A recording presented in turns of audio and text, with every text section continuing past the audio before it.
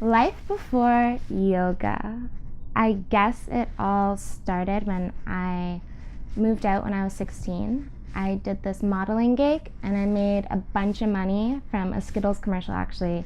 You know, that one where she morphs into a jacked bodybuilder. And so I made like a lot of money for a 16-year-old, moved out with my best friend to this little apartment right beside our high school. And that was kind of the beginning of my independence and learning self-discipline and time management. From then I just sort of winged it. I didn't really know what I wanted to do. I went to college with my best friend simply because she applied and we did everything together, and actually our other friend came with us just because we were a little tripod at the time. And I did a course there.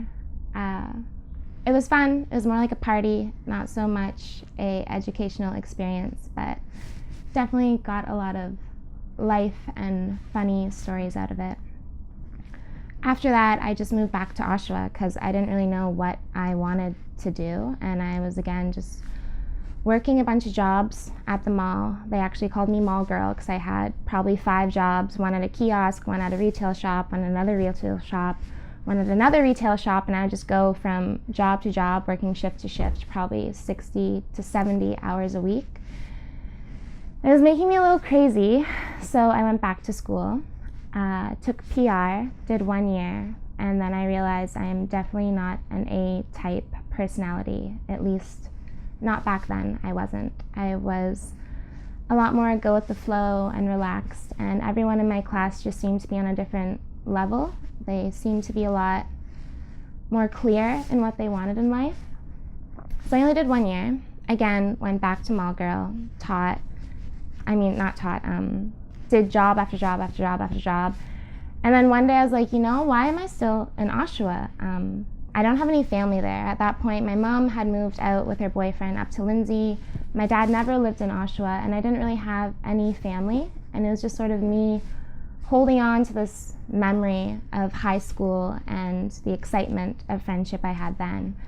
So I went to Toronto and I got another retail job at Moore's, where I would commute back and forth every day until I finally got another job in Toronto, bartending. And then by that point, I felt I had enough roots in Toronto to officially move when I moved to Coxwell. And I lived in this big house with a bunch of other girls, kind of similar vibes to what Oblong is right now. We all had these different lives, but we had our little room and we'd come together and have dinners, and we had a garden, and it was not what I thought living in Toronto was going to be like, but it was the first stepping stone to planting my roots here. And so I only lived there for maybe 3 months, and after 3 months I went to a job fair with my ex where they had this promotion to teach English in Italy for the summer, and it was a 2-for-1 deal. So I called my best friend. I'm like, dude, we're going to Italy, we're going to learn like this TESOL program, we're going to teach English, make lots of money, like have an experience. Neither of us had ever traveled before, ever. Only we kind of got swindled. We took the course and we ended up getting a job in China for an entire year in this super, super remote rural area. They say rural, but there's literally 3 million people in our city. And that was kind of the beginning of the travel bug. It was the beginning of adventure and even more independence beyond just moving to Toronto. So after our contract was done in China, my best friend, she left, but I stayed a little longer because I had gotten a job teaching yoga at a summer camp at Manitou.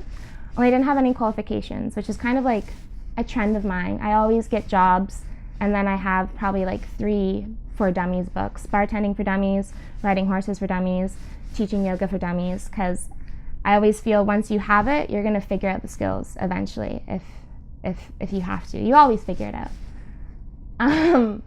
So yeah, I'd gotten the job, and on my way back from China, I decided to spend some time in India, and I didn't really know how to travel, so I didn't want to waste my time, and so I took my yoga teacher training program, and that was kind of the beginning of learning yoga. It was very by accident, and just sort of what happened to come about because I knew I had a job waiting for me, and it was just super lucky that I happened to find something I was so passionate about so young in life, and it was all just very coincidental.